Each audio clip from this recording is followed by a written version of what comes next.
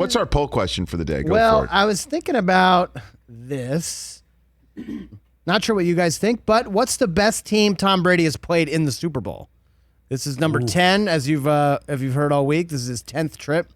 What's the best team he faced? I have it to these 4, obviously open to suggestions.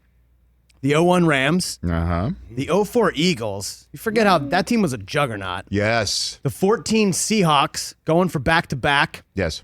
And the 2020 Chiefs. Give me the choices again. 2001 Rams, greatest show on turf. Oh, boy. The 2004 Eagles, 13-3. McNabb and T.O. were a monster that year. T.O. on his came back. Like his surgically repaired ankle, too. Just general team, not necessarily how the Super the general Bowl played team, out. No, I know general just team. the team. The 2014 Seahawks, monster, Legion of Boom, going for back-to-back titles. Yes. And this year's team, the 2020 Chiefs, going for back-to-back titles. Obviously, their weapons, Patrick Mahomes, etc. Man, so you're basically saying me... What's the best team Brady has played against in the Super Bowl?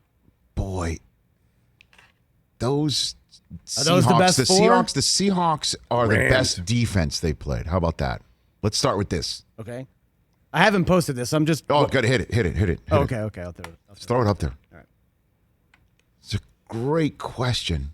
Rams offense, maybe? And I don't know. I mean, the Seahawks Legion of Boom was that Tom Brady. I think he threw for 2 touchdown passes in the fourth quarter. He was lit up in that game in the fourth quarter. He threw 4 touchdowns in that game. In the game. Yeah. I think to all 4 different receivers, which was a first as well on the Super Bowl. Nobody had ever thrown 4 touchdowns to each different receivers. LaFell, Gronk, Amendola, and Edelman to win it. Yeah. And the fact is that Brady got him back in that game and set them up to win it, and Belichick nailed it down by having Malcolm Butler practiced with the rest of the staff, not calling a timeout, letting things tick down. Remember we didn't call the timeout in that game? Didn't call the timeout. The clock is running. I know. Yesterday, and then Pete Carroll blinked. Yesterday you said it was the ninth anniversary of that game? Is that what you said? Sixth. Sixth anniversary. Yeah, it's been 6 years. It's been 6 years. And I'll never forget. It was the first time I didn't do the post game after doing the pregame of a Super Sunday.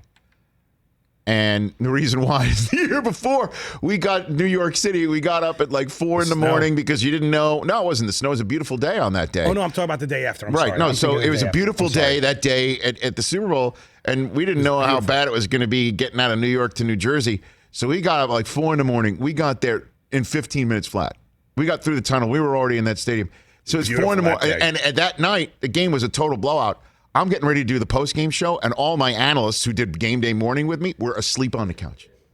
And I said to, the powers that be, I'm like, these guys are asleep. Like, can we, have a different crew maybe of pre and post? What do you think? Like 15-hour days? So at any rate, I didn't do that post-game show. The reason why I'm mentioning that is I was in the stands with Susie and my 2 boys, who were way too young. My youngest was way too young to be there. Like literally the fourth quarter, the way that we got through the fourth quarter were peanut M&Ms and the iPads that we had charged in the wall of University of Phoenix Stadium at the top of the, hoping no one was going to steal our devices running out of juice. And I'll remember this too, as we're waiting for George Kittle here, that Katy Perry did the halftime show.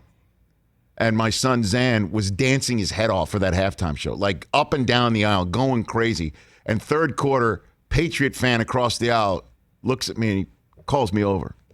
And I'm like, okay, I'll just see what this gentleman has to say. Like, you want to talk about the game or something? And he goes, your son's a hell of a dancer. Well, thank you, sir.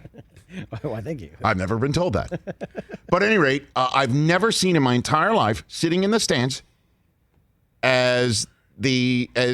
I believe it was Curse who caught that ball that flipped up in the air, and Al Michaels was calling in, had a he did what type of phone call on that one, and I'll never forget the fans in the stands for the Seahawks. They were elated, going crazy. They were elated as it looked like this game was over. Another crazy catch again. Here comes Marshawn Lynch. And instead, I've never seen a fan base in a stadium flip change. from the fans that were elated were crying and the fans that were crying were elated. I've never seen that in any sport at any time. That was 6 years ago yesterday, right? 6 years ago yesterday. So I don't know the answer to the question. I'm just kind of talking my way through it. Like, think about like it. if this was Millionaire, I'd phone a friend. Hey, you watched all the way to the end. Thanks for that. Watch more right here.